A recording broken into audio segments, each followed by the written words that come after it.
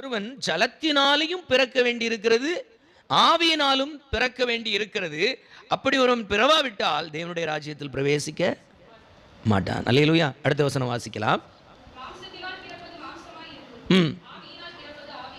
இது 6வது வசனம் தெளிவுபடுத்தி சொல்லுகிறது. மாம்சத்தினால் பிறந்தது மாம்சமாய் இருக்கும், ஆவியினால் பிறப்பது ஆவியாய் இருக்கும். அல்லேலூயா.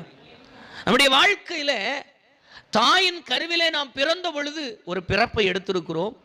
அந்த பிறப்பு மாம்சத்தில் நாம் பிறந்த பிறப்பு. இயேசு கிறிஸ்துவுக்குள் நாம் வாழுகின்ற ஒரு வாழ்க்கை, கிறிஸ்தவன் கிறிஸ்தவள் என்று சொல்லுகிற வாழ்க்கைக்குள்ளே நீங்களும் நானும் பிரவேசிக்க வேண்டுமானால் இயேசு கிறிஸ்துவுக்குள் பிறக்கிற ஒரு அனுபவத்தை இங்கே இயேசு சொல்லுகின்றார். ஆவியினால் ஒருவன் பிறவாவிட்டால் அவன் ஆவியினால் என்ன செய்ய முடியாது? நடத்தப்பட முடியாது. அல்லேலூயா. அப்போ மனுஷன் சரீரத்தில் எப்படி பிறக்கிறானோ அதே போல ஆவியினால் ஒருவன் பிறக்க வேண்டியது தேவனுடைய பிரமாணமாய் இருக்கிறது. அல்லேலூயா.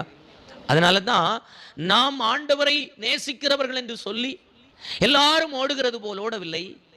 ஆவியின் வழிகாட்டுதல்களுக்காக ஒவ்வொரு ஜெபங்களிலும், ஆராதனைகளிலும், உபவாசங்களிலும், விசேஷ கூட்டங்களிலும் ஆவியானவருடைய ஒத்தாசையை நாடுகிறோம்.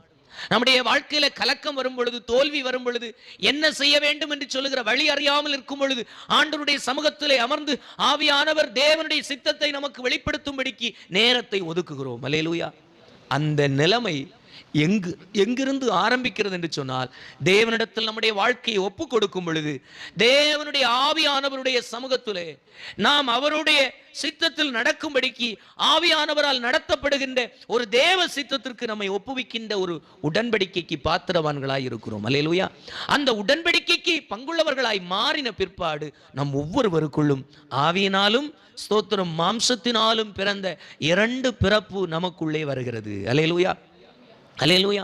ஏன் இந்த பிறப்பு வேண்டும் என்று சொன்னால், ஆதியாகமத்திலே மனிதன் ஆண்டவருடைய கரங்களினால் உருவாக்கப்பட்டான். அப்படி உருவாக்கப்பட்ட மனிதன் பிசாசின் வஞ்சகத்துக்கு அடிமையாகி பாவம் செய்த பொழுது தேவனுடைய மகிமையை இழந்து போனான். அல்லேலூயா. ஆண்டவர் ஆதாமை பார்த்து சொன்னார், இதை புசிக்கும் நாளிலே நீ சாகவே சாவாய் என்று சொல்லுகின்ற ஒரு மரணத்தை ஒவ்வொரு மனிதனும் தன்னில் சுமந்தவனாக இருக்கிறான். அல்லேலூயா. வேதவசனம் சொல், முற்காலத்தில் நீங்கள் பாவத்துக்கு மரித்து போயிருந்தீர்கள். அல்லேலூயா. மரித்தோர் தங்கள் மரித்தோரை அடக்கம் பண்ணட்டும் அப்படின்னு சில வார்த்தைகளை இயேசு சொல்லி இருக்கிறார். அப்படின்னா மரித்தும் உயிரோடு கூட இருக்கிற ஒரு அனுபவம் இந்த உலகத்தில் மனிதர்களுக்கு இருக்கு. அல்லேலூயா. அந்த நிலைமையை மாற்றுகின்ற ஒரு அனுபவத்தை தான் இயேசு இங்கே சொல்லுகின்றார்.